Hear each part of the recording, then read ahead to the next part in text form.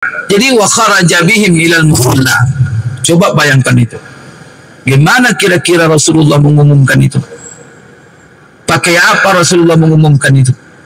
Mic waktu itu enggak ada. WA juga enggak ada. Berarti keliling itu. Mungkin disuruhnya seseorang keliling itu.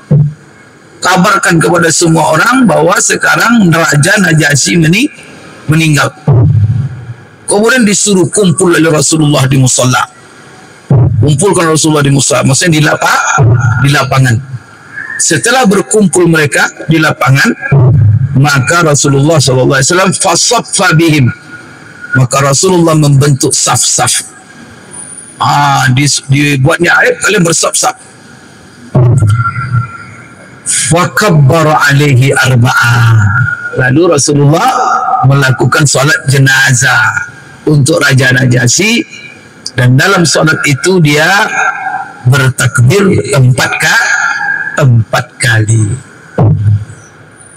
Jadi pertama di sini yang bisa kita ambil pelajaran bahwa Rasulullah memberitahu kematian Raja Najasyi. Raja Najasyi ini siapa?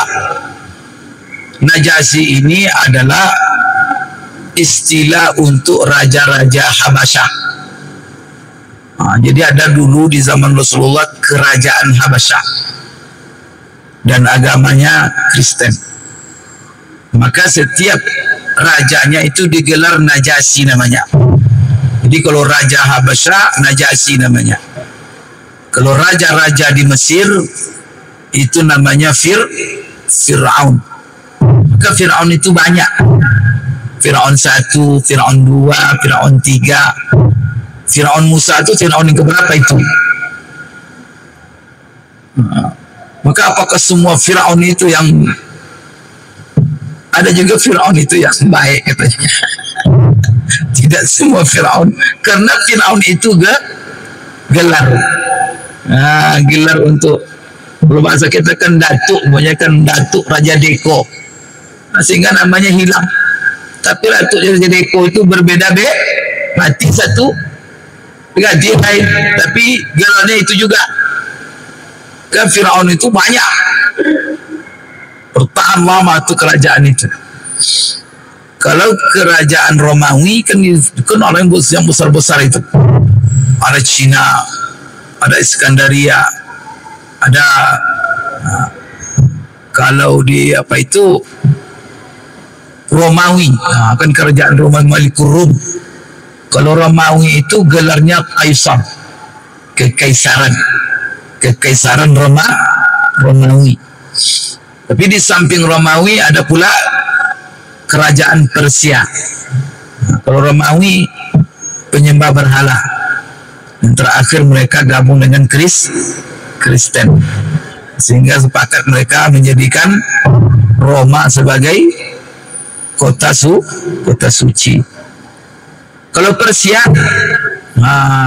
Persia itu ya di Iran sekarang pusatnya, kerajaan Persia, dan itu adalah masyarakatnya penyembah api itu. Maka umatnya dikenal dengan Majusi. Dan mereka penyembah api. Kemudian Bapak Ibu sekalian, gelar rajanya Kisra namanya. Malik Kisra. Dia ada Kaisar, ada Kisra, ada kalau yang Najasyi ini itu adalah Raja Habasyah. Jadi ketika awal-awal dakwah Rasulullah SAW, ini pernah saya ceritakan mungkin dari minggu yang lalu, masalah hijrah. Jadi di awal Rasulullah berdakwah, pertama dakwah secara sembunyi-sembunyi 3 tahun, kemudian dakwah terang-terangan sampai umur Rasulullah dari 40 sampai 53 tahun. Dan itu fase itu dilaluinya di Mekah.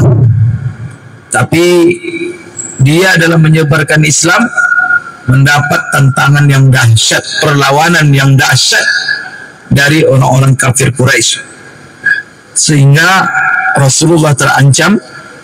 Semua orang-orang yang mengikuti Rasulullah masuk Islam, maka hidup mereka luar biasa terancam. mereka disiksa. Siapa yang tidak ada punya orang-orang yang membackingnya, azab. Maka orang-orang yang tingkatnya biasa, levelnya, masuk Islam, azab. Seperti Bilal bin Abi Bilal, seperti keluarga Ammar bin Yasir. Itu tidak ada pelindung, tidak ada penjamin, tidak ada backingnya, azab mereka itu. Sehingga mereka-mereka yang awal-awal masuk Islam ini perjuangannya berat. Itulah sebabnya mereka itu diberi kekhususan oleh Allah. Maka mereka itu as-sabiqunal awwalun. Mereka itu punya prestasi khusus. Karena di awal-awal itu gawat. Sekarang orang masuk Islam tidak ada masalah. Waktu itu azab. Maka mereka masuk Islam, mereka disiksa, tapi tak ada pula perintah untuk melawan. Maka di awal-awal tidak ada perintah melawan, tidak ada, meninggalkan kota Mekah tidak ada pula. Sehingga mereka terima saja. Maka apa cuma yang bisa Rasulullah katakan kepada mereka? Sabran. Maka Rasulullah ketika keluarga Ammar bin Yasir disiksa, Rasulullah hanya bisa mengatakan sabran ya ala Yasir. Sabar, keluarga Yasir. Tidak ada lagi. Melawan tak boleh, tidak ada izin dari Allah. Pergi meninggalkan Mekah tidak juga ada izin. Sampai Bapak Ibu sekalian, ya turun ayat memberikan izin kepada mereka untuk meninggalkan Mekah, untuk mencari tempat pelarian supaya mereka tidak disiksa secara fisik, kemudian mereka bisa mempertahankan imannya dan bisa melaksanakan perintah agama. Jadi Mekah tidak bisa. Karena kalau kita disiksa secara fisik, jangan diam saja. Kalau bisa lari, lari. Kalau bisa menghindar, menghindar. Dengan bilang tawakal aja, tidak tawakal namanya. Akhirnya mereka pertama sabar, kedua dapatlah izin. Sekarang kemana mereka harus pergi? Meninggalkan kota Mekah untuk cari perlindungan. Maka Rasulullah luar biasa, seorang pemimpin, dia mengetahui tentang peta dunia. Tahu di peta dunia, mengenal map, kalau dalam bahasa Google-nya. Tahu dia mapping ini dunia ini. Tahu dia, maka dia tahu bahwa di Habasyah ada seorang raja yang dikenal dengan Raja Najasyi. Dia seorang Kristen, tapi dia seorang raja yang baik, raja yang mulia, berhati mulia. Kemudian dia dikenal sebagai raja yang adil. Dan dia selalu menolong orang-orang yang terzolimi. Kalau ada yang mengambil suaka politik, dia lindungi. Oleh karena itu sudah Rasulullah SAW perintahkan sahabat-sahabat untuk berangkat ke sana, bawa hijrah ke sana. Itulah hijrah kali pertama, meninggalkan kota Mekah, hijrah ke negeri Habasyah. Yang dipimpin hijrah itu oleh paman Rasulullah SAW sendiri, yaitu Ja'far bin Abi Thalib. Maka pergi mereka ke Habasyah dan dilaporkan rombongan Ja'far tiba. Di mana Habasyah itu, Pak Ustaz? Habasyah itu sekarang letaknya di sebuah negara, nama negara itu Ethiopia. Dengar Ethiopia? Yang pernah beberapa tahun yang lalu di situ terjadi kelaparan. Itu dari Madinah, dari Mekah itu ke sana itu jauh itu, harus menyeberangi laut, yaitu Laut Merah. Berarti zaman itu gimana mereka berenang? Nggak mungkin berenang. Maka mereka pakai perahu. Ya mungkin sampan-sampan sederhana mereka melarikan diri ke seberang. Karena Habasyah itu, kalau Mekah itu kan masih Asia, masih benuanya Asia. Tapi kalau Habasyah, Ethiopia itu sudah benua Afrika, yang mana dibatasi oleh Laut Merah. Maka mereka nyebranglah ke sana. Tiba mereka di seberang sana, itu kawasan Raja Habasya, Najasyi. Akhirnya mereka diundang, dihadirkan ke depan raja. Terjadilah dialog antara Ja'far sebagai juru bicara rombongan dengan Raja Najasyi. Kenapa kalian lari? Apa masalahnya kalian minta suaka politik ke sini? Ceritakanlah. Kami ini azab oleh keluarga, orang-orang dekat kami, orang negeri kami. Kenapa? Karena tengah-tengah kami muncul seorang nabi, sudah lahir seorang rasul, di mana kami ikut. Maka siapa yang ikuti dia, begini-begini. Baru tersinta Raja Najasyi, karena dia hafal dia Injil Barnaba itu, Injil yang dalam aslinya, yang di situ ada berita-berita tentang Rasulullah, lengkap sifat Nabi yang lahir itu ada dalam, dan dia hafal.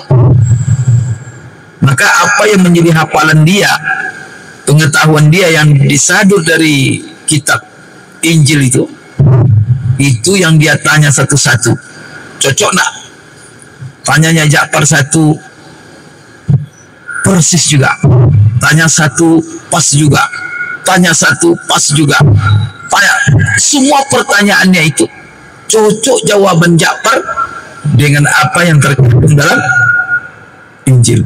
Maka dipastikan Najasyi ini pasti Nabi yang diberitakan oleh Injil. Tapi dia raja, penguasa.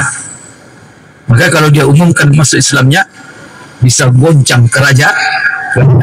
Oleh karena itu Bapak Ibu, karena waktu habis, intinya Raja Najasyi masuk Islam secara sembunyi-sembunyi. Dia tidak umumkan Islamnya, tapi dia Muslim. Dan Rasulullah itu tahu.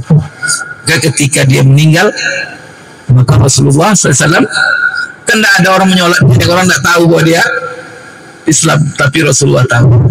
Jadi kumpulkannya sahabat-sahabat, maka langsung dia disolatkan. Maka solat itu namanya solat ghaib. Maka apa hukum solat ghaib? Insya Allah kita, jadi apa hukum memberitahu orang meninggal, hari kita bahas. Kemudian apa hukum solat ghaib, kita bahas. Kemudian apa pula hukum solat di atas kuburan, itu kita bahas nanti. Karena kemarin banyak orang solat kuburan, katanya tidak boleh. Ada aja masjid kuburan nak solat dia, asal kali kuburan dia solat. Lucu itu. Jadi hadisnya memang ada, nanti kita bahas. Tapi jangan dipahami sendiri, pahami bagaimana ulama memahami.